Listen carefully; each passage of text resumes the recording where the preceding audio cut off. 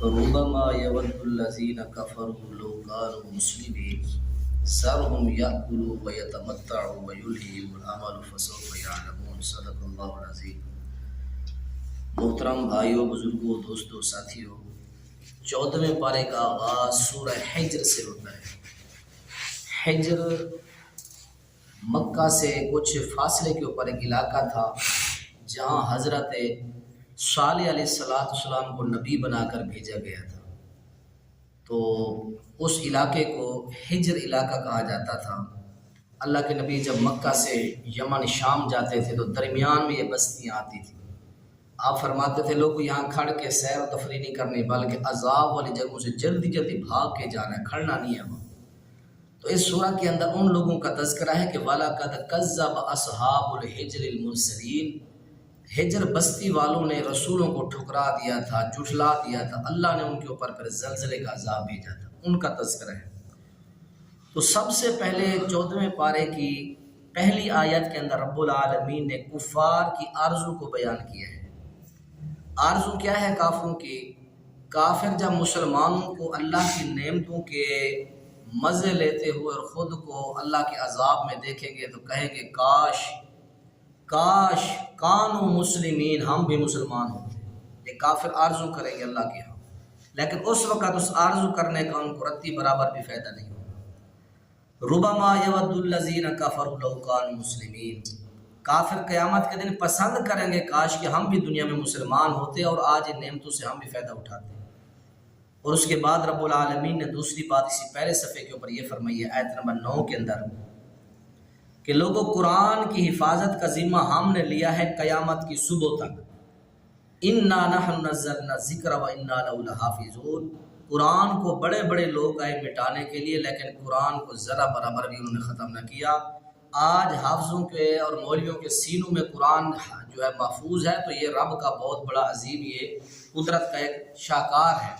آج چھوٹے چھوٹے 8-8 10-10 سال کے بچوں کے سینوں کے اندر قرآن محفوظ ہے تو یہ رب اپنے قرآن کے تحفظ کر رہا ہے، تو اللہ نے اس کی ذمہ داری لی ہے۔ اور تیسری بات اللہ تعالیٰ نے انسان کی تخلیق کی فرمائی ہے کہ وَلَقَدْ خَلَقْنَا الْإِنسَانَ، اے انسان ہم نے تجھے بنایا ہے، پیدا کیا ہے۔ انسان کو اللہ تعالیٰ نے 2 مرتبہ شرمگاہ سے نکالا ہے، ایک مرتبہ وہ نطفے کی صورت میں آتا اور ایک مرتبہ ماں کی جو ہے پیٹ سے نکل کر پیشاب والی جگہ سے آتا، فرمایا کہ یہ ہے انسان۔ اور پھر انسان کی تخلیق کے اللہ نے 7 مرحلے بیان فرمائے ہیں۔ فرمایا کہ سب سے پہلا رتبہ انسان کا مرحلہ یہ ہے کہ ہم نے اس کو مٹی سے پیدا کیا۔ وَهُوَ الَّذِي خَلَقَكُم مِّن تُرَابٍ، سورہ المومن میں فرمایا آیت نمبر 67 میں کہ اے لوگو ہم نے تمہیں مٹی سے پیدا کیا۔ اور دوسرا پھر درجہ ہے اللہ تعالیٰ فرماتے ہیں ماء، وَهُوَ الَّذِي خَلَقَ مِنَ الْمَاءِ، اللہ نے تمہیں پانی سے پیدا کیا، سورہ الفرقان آیت نمبر 54 کے اندر فرمایا۔ اور تیسرا مرتبہ ہے تین، وَهُوَ الَّذِي خَلَقَكُم مِّنَ الطِّينِ، فرمایا کہ میں نے تمہیں مٹی کے گارے سے پیدا کیا، یہ تیسرا مرحلہ ہے۔ چوتھا مرتبہ ہے تین لازم، اِنَّا خَلَقْنَاهُم مِّن طِينٍ لَازِبٍ، فرمایا کہ ہم نے تمہیں چپکنے والے گارے سے بنایا۔ اور پھر 5ویں درجے پر فرمایا کہ سلسال، وَلَقَدْ خَلَقْنَا الْإِنسَانَ مِنْ سَلْسَالٍ، ہم نے انسان کو خشک ہو کر جو مٹی بجتی ہے، جو دریاؤں کے سیل پر دیکھتے ہو مٹی جمتی ہے، کیچڑ ہوتا ہے، پھر جب سوکھتا ہے تو مٹی کے چھوٹے چھوٹے اس طرح ٹکڑے بن جاتے ہیں، وہ کھڑکتی ہے، بجتی ہے وہ مٹی۔ فرمایا کہ ہم نے اس سے انسان کو خشک ہو کر بجنے والی مٹی سے پیدا کیا۔ اور چھٹا مرحلہ انسان کا ہے حماء مسنون، فرمایا کہ پڑی پڑی جو مٹی سیاہ ہو جاتی ہے، اللہ نے آدم کا علیہ السلام کا وہ گارا، وہ مٹی جو اللہ تعالیٰ نے گوندھ دی پھر رکھ دی اس طرح، پھر وہ مٹی کیا ہوگی تھوڑی تھوڑی سیاہ ہونے لگی، اسے کہتے ہیں عربی کے اندر 14ویں پارے کے اندر اسی صفحے کے اوپر یہ کھڑا ہے حماء مسنون۔ اللہ کریم فرماتے ہیں کہ پھر ہم نے اس مٹی سے پیدا کیا جو پڑی پڑی کالی کالی تھوڑی سی ہونے لگ جاتی ہے۔ اور اس کے بعد اللہ کریم نے فرمایا کہ 7واں درجہ یہ ہے سلسال کالفخار، ہم نے انسان کو جو ہے ٹھیکری کی طرح بجنے والی مٹی سے پیدا کیا، ٹھیکری کی طرح جو بجتی ہے۔ اور اس کے بعد اللہ تعالیٰ نے فرمایا کہ انسان کو پھر ہم نے 7ویں مرتبے کے اوپر یہی کہ مسنون بدبودار کیچڑ سے پیدا کیا، من حامہ مسنون، یہ اللہ کریم نے فرمایا اس کیچڑ کو کہتے ہیں جس سے تھوڑی سی سمیل اور بو بھی آتی ہے۔ تو انسان کی تخلیق کے اللہ تعالیٰ نے پورے قرآن کے اندر یہ 7-8 مرحلے بیان کیے کہ ہم نے اس طرح انسان کو پیدا کیا ہے۔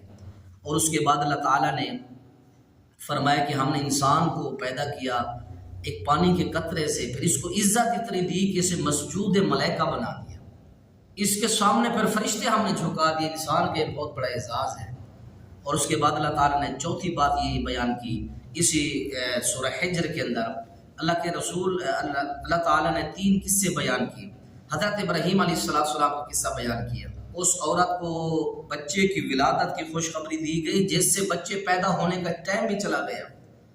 حضرت ابراہیم کی بیوی حضرت سارہ ہنسنے لگی کہ اب میرے اندر بچہ پیدا ہوگا، وَأَنَا عَجُوزٌ، میں بوڑھی ہو چکی ہوں، ہڈیاں کمزور ہو چکی ہیں، وَبَالِي شَيْخًا، میرا جو خامند ہے وہ بھی بڑا بزرگ ہو چکا ہے۔ اللہ نے فرمایا ہم تمہیں سے اب بچہ پیدا کریں گے۔ یہ اللہ کی تخلیق کا بہت بڑا واقعہ ہے۔ اس کے بعد قوم لوط کے اوپر جو عذاب آتا ہے، پیچھے ہم نے آپ کو بتایا 12ویں پارے کے اندر کہ اللہ نے اس قوم کے اوپر 4-5 یک وقت عذاب دیے۔ اور اس کے بعد اصحاب الحجر کسے کہتے ہیں؟ حضرت صالح علیہ السلام کی جو قوم سمود ہے اس کے اوپر اللہ تعالیٰ کے عذاب کیا آیا، زلزلہ آیا۔ انہوں نے ڈیمانڈ کی کہ یہ پہاڑ پھٹے، اس میں سے زندہ اونٹنی نکلے، زندہ اونٹنی بھی نکل آئی۔ اللہ کے رسول کو معجزہ عطا کر دیا گیا، پھر بھی ان لوگوں نے اپنے آباء و اجداد کی اندھی تقلید کو نہ چھوڑا، کہا کہ ہم نہیں چھوڑ سکتے۔ اللہ نے اس قوم کو مار دیا جس طرح پرندے مرے پڑے ہوتے۔ اس کے بعد اگلی سورت ہے سورہ نحل، وَأَوْحَى رَبُّكَ إِلَى النَّحْلِ، نحل کہتے ہیں عربی کے اندر شہد کی مکھی کو، نحل شہد کی مکھی کو کہتے ہیں۔ تو اللہ تعالیٰ نے اس صورت کے اندر 4-5 باتیں کی ہیں۔ سب سے پہلے اللہ تعالیٰ نے صورت کے اندر توحید کو بیان کیا۔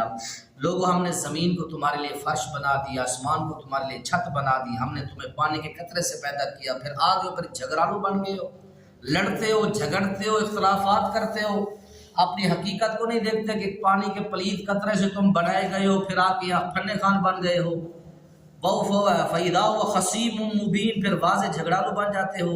ہم نے تمہارے لیے جانور پیدا کی، اس کے اندر تمہارے لیے بڑے فائدے ہیں، ان کو کھاتے ہو، ان سے فائدے حاصل کرتے ہو، ان کے چمڑوں سے فائدے حاصل کرتے ہو۔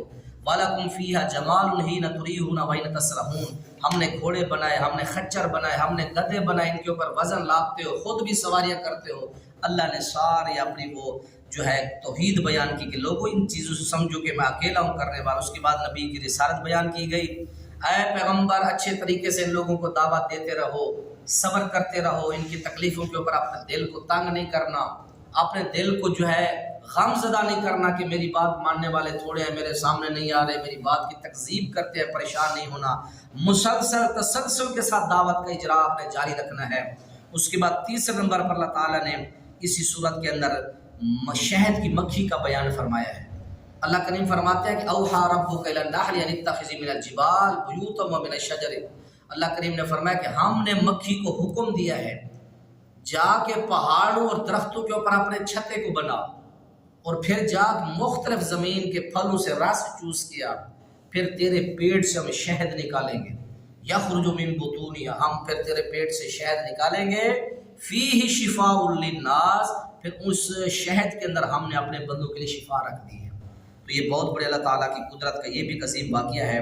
اس کے بعد فرمایا کہ اس قرآن کی اسی صورت کے اندر 14ویں پارے کے اندر سورہ نحل کے اندر آیت نمبر 90 کے اندر اللہ تعالیٰ نے 6 باتوں کا حکم، 3 کے کرنے کا حکم دیا ہے، 3 سے منع کیا ہے۔ جن 3 باتوں کے کرنے کا حکم دیا ہے، فرمایا کہ لوگوں سب سے پہلی بات یہ ہے ان اللہ یامرکم بالعدل، اللہ تمہیں عدل کا حکم دیتا ہے۔ عدل عبادات میں بھی کرنا ہے، معاملات میں بھی کرنا ہے۔ نمازی پرہیزی بن جاؤ لیکن معاملات میں عدل نہ ہو، پھر کیا فائدہ تمہارے نمازی بننے کا۔ فرمایا کہ ان اللہ یامرکم بالعدل، عدل چاہے تمہاری بیوی کے خلاف ہو، عدل تمہارے بیٹے کے خلاف ہو، عدل تمہارے رشتہ دار کے خلاف، عدل کرنا ہے۔ جس طرح عبادات میں تم عدل کرتے ہو، رب کا شریک نہیں بناتے، عدل کرتے ہو کہ کسی اور کے سامنے جھک کر تم اپنی غیرت اور اپنے رب کے ساتھ شرک نہیں کرتے، اسی طرح دنیاوی معاملات کے اندر بھی تم نے عدل انصاف کرنا ہے۔ یہ پہلی بات اللہ تعالیٰ نے فرمائی۔ اور دوسری بات یہ فرمائی کہ ہر ایک سے اچھا سلوک کرنا ہے، چاہے تمہارا رشتہ دار ہو، تمہارا واقفیت والا ہو، تمہارا غیر ہو، جو بھی ہو تم نے اس سے پیار سے پیش آنا ہے، اس کے ساتھ تمیز سے پیش آنا ہے، احسان کے ساتھ پیش آنا ہے۔ اس کے بعد تیسری بات اللہ تعالیٰ نے یہ بیان فرمائی کہ اپنے رشتہ داروں کے ساتھ تعاون کرنا ہے۔ غیروں کے ساتھ تو کرتے ہو، رشتہ داروں کے ساتھ کرو۔ ایک تو تمہیں خرچ کرنے کا فائدہ ملے گا، دوسرا رشتہ داری کا فائدہ بھی ملے، اس کا بھی ثواب ملے گا۔ رشتہ داروں پر خرچ کرنے کا ڈبل فائدہ ملتا ہے۔ اور جن تین باتوں سے حکم دیا گیا، فرمایا کہ واضح جو برائی ہو اس سے لوگوں کو بچ جاؤ، اور اسی طرح فرمایا کہ جو اللہ کے منع شدہ کام ہیں، اللہ تعالیٰ نے اس نے شراب سے روکا، زنا سے روکا، غیبت سے روکا، چوری سے روکا۔ امام نووی رحمہ اللہ کی کتاب پڑھی ہمارے دفتر کے اندر، امام نووی رحمہ اللہ کی، انہوں نے پوری ایک لسٹ بنائی ہے کہ اللہ نے کن کن کاموں سے منع کیا ہے۔ انہوں نے قرآن سے، حدیثوں سے چن چن کر وہ باتیں، ریاض الصالحین کتاب کے اندر وہ ساری لسٹ بنی پڑی ہے، اللہ نے کن کن کاموں سے روکا ہے۔ اور اس کے بعد اللہ تعالیٰ نے یہ ساری باتیں بیان کرنے کے بعد پھر حضرت ابراہیم پیغمبر علیہ السلام کے اوصاف بیان کیے ہیں۔ 14ویں پارے کے آخر کے اندر بابا جی ابراہیم پیغمبر علیہ السلام کی صفات اللہ نے 6 بیان کی ہیں۔ فرمایا کہ لوگوں سب سے پہلی تمہارے بابا دادا کی صفت یہ ہے کہ وہ کیا تھے؟ فرمایا کہ ایک امت کے برابر تھے۔ ان ابراہیم کان امۃ واحدہ، اکیلا باب الشہر عراق کے اندر اکیلا خدا کو ماننے والا تھا۔ فرمایا کہ اللہ نے اس ایک بندے کو پوری امت کے برابر قرار دیا ہے، یہ اللہ تعالیٰ نے ان کو احسان عطا فرمایا۔ اور دوسری تمہارے دادا کی صفت یہ کہ قانتا، وہ انتہا درجے کا اللہ کا فرما بردار تھا۔ اور تیسری صفت یہ بیان فرمائی کہ حنیف، وہ حنیف تھا۔ حنیف کا معنی ہوتا ہے کہ اللہ کا انتہا درجے کا مخلص تھا، اللہ کے لیے ہر چیز قربان کر مخلص تھا۔ اور چوتھی صفت یہ بیان فرمائی کہ ولم یکن من المشرکین، وہ مشرک نہیں تھا، اللہ کریم کے ساتھ کسی کو شریک نہیں کرتے تھے۔ اور پانچویں صفت یہ بیان فرمائی کہ حضرت ابراہیم پیغمبر شاکرا لانعمہ، اللہ کی نعمتوں کا شکریہ ادا کرتے تھے۔ اور چھٹی صفت یہ بیان فرمائی کہ اجتباہ وہداہ الی صراط مستقیم، اللہ کے چنیدہ اور برگزیدہ بندے تھے۔ اور اس کے بعد اللہ تعالیٰ نے آخر میں فرمایا وَإِنْ عَاقَبْتُمْ فَعَاقِبُوا بِمِثْلِ مَا عُوقِبْتُمْ بِهِ، اے لوگوں اگر تم پر کوئی بندہ بار بار ظلم کرتا ہے تو اپنے اوپر ہونے والے ظلم کے بقدر اس سے بدلہ لے سکتے ہو، ہر بار معاف نہیں کر دینا۔ تمہارے اوپر کوئی بندہ زیادتی ظلم کرتا ہے تو دیکھو کہ تمہارے معاف کرنے سے اگر اس کی اصلاح ہوتی ہے پھر معاف کر دو، اگر دیکھو کہ اس کو معاف کرنے سے مزید کام بگڑتا ہے تو اس سے بدلہ لو، اس کو معاف نہ کرو۔ یہ قرآن سورہ نحل کی آیت نمبر جو ہے آپ یہ دیکھ لیں 126 ہے، 26 سے 27 کے اندر فرمایا بدلہ لے سکتے ہو لیکن معاف کر دینے کا درجہ اللہ نے فرمایا یہ زیادہ ہے، معاف کر دو کہ اللہ اس کا بدلہ تمہیں عطا کر دے گا۔ اللہ عمل کی توفیق